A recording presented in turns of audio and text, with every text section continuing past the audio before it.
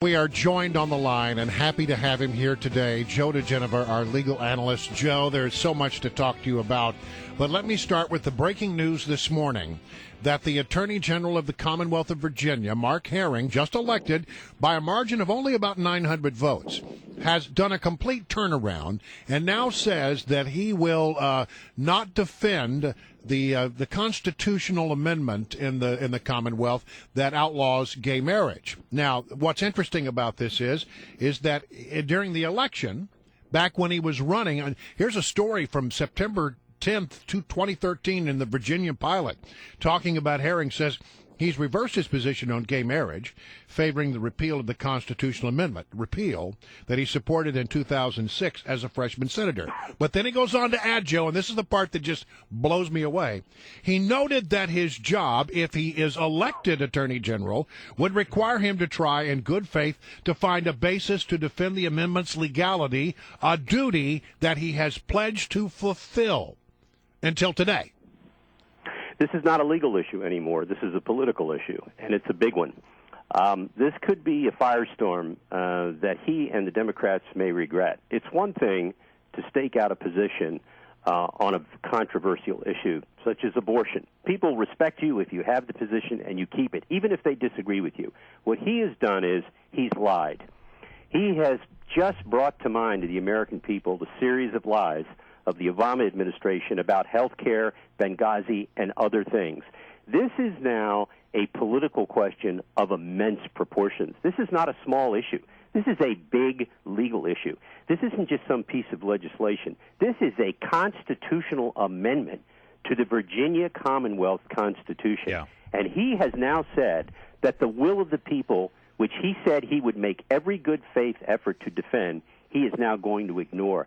This is impeachment material. Yes. It is also recall material. And this is what I want to ask you about, because, I mean, if you are someone who voted for this guy, based on this article and the statements that he made in the campaign, and then he does a 180-degree turnaround and says, yeah, I know what I said, but I'm not going to do it. Remember, this guy won by only 900 votes. Yeah, so a lot of people made a decision about this guy, and he has just completely walked away from everything that he promised in the campaign, and no matter where you are on the issue of gay marriage. He didn't have to do this. He staked out a responsible position during the campaign, which was, I will make every good faith effort to defend the constitutional amendment. He has now said, after he talked to his new staff, he has a different opinion that it is indefensible. That's ludicrous. The constitutional amendment is defensible. There are all sorts of arguments that can be made in favor of it. What he did was he lied during the campaign. This is a fundamental question now of the word of the Attorney General of the state of Virginia. Is he honorable? Does he have integrity? Is he honest? And I think the answer to that is a resounding no. Mr. Herring is a liar. Joe DiGenova, we've got the Virginia General Assembly meeting today, right now. I mean, this is the oldest legislative body of duly elected, democratically elected representatives in the Western Hemisphere, dating all the way back to the House of Burgesses in 1619. Yeah. What are they to do now? Because now they have an attorney general who is basically saying whatever I say is going to be the law of this Commonwealth. Well, I think what's happened here is the new attorney general, Mr. Herring, has not done the new governor a favor. This is not what Terry McAuliffe needed. Terry McAuliffe was very clear about his positions from the beginning. This is a very bad development, and I think what you're going to see today is you'll see a series of floor speeches, denunciations. It's going to get pretty ugly, I think, down in Richmond today. It really speaks to the fundamental principles of representative democracy here. Absolutely. I mean, this is the reason Virginia was created in the first place, even before the United States of America. He lied to obtain office. That's what this is about. He committed fraud on the voters of Virginia. Let me ask you the legal aspect of this, because now the question, we go back to the Prop 8 fight in California, where ultimately no one had standing to defend this law. If no one represents the Commonwealth via the Attorney General's office or the Governor's office, can the House of Delegates then, do they have standing in a court of law to defend the law? They can. Most states have laws that allow the General Assembly or the Senate to go in and defend laws which they have enacted. I do not know if Virginia has such a law. They may very well have standing. We shall see. Unbelievable. Yeah, it's really unbelievable. Well, while we've got, I mean, this was the story that broke, about 10 minutes after we started the show this morning. We wanted to talk to you about this indictment on Governor McDonnell. He is now claiming, since we spoke last, he is out there saying that he is innocent. He violated no laws, despite what the federal indictment says, and he's citing, unfortunately, the state law, I think. I mean, where does he go from here, and where does this indictment I go? read the pleading that his attorneys filed. He has a superb attorney representing him, who used to be the U.S. attorney in Norfolk. I can't remember his name right now, but the bottom line is this. He has made the argument in his brief that this basically is not a crime, and I think he's made very compelling arguments. When I first read the indictment of the other day, you thought it was pretty strong, didn't you? I thought it was an indictment that had legs. I have read it and done some legal research, and I must tell you, this is John Edwards squared.